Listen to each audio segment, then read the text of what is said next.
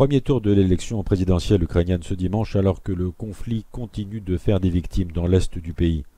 Dans la capitale, Kiev, un mémorial se dresse place Maïdan en hommage aux victimes du soulèvement pro-européen de février 2014. La révolution a été suivie par l'annexion de la Crimée par Moscou, puis par le conflit qui perdure avec les séparatistes pro-russes. Il y a un peu plus de 5 ans, les rues de Kiev n'étaient pas aussi paisibles qu'elles le sont aujourd'hui. Nous avons demandé aux Ukrainiens en quoi leur vote aujourd'hui est influencé par la révolution de Maïdan et le conflit dans l'est de l'Ukraine.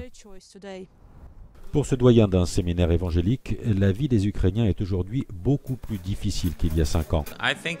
Je crois que le danger d'un vote populiste est très grand. Les gens en ont assez de la guerre et des mauvaises conditions économiques. Parmi les 39 candidats, certains, comme Yulia Tymoshenko, sont bien connus des électeurs ukrainiens, mais aujourd'hui la donne n'est plus la même. Le conflit du Donbass a creusé un fossé avec Moscou. Ce n'est pas le choix ukrainien classique entre les pro-européens et les pro-russes. Aujourd'hui, la question de savoir si l'Ukraine est un État ou un satellite russe ne se pose plus. Cette question est réglée pour toujours. Aux 13 000 morts de la guerre dans le Donbass s'ajoutent les attaques dont une série d'activistes politiques a été victime depuis le soulèvement de Maïdan. Mais malgré la persistance de la violence dans la société ukrainienne, le politologue Oleksiy Kovjoun reste optimiste.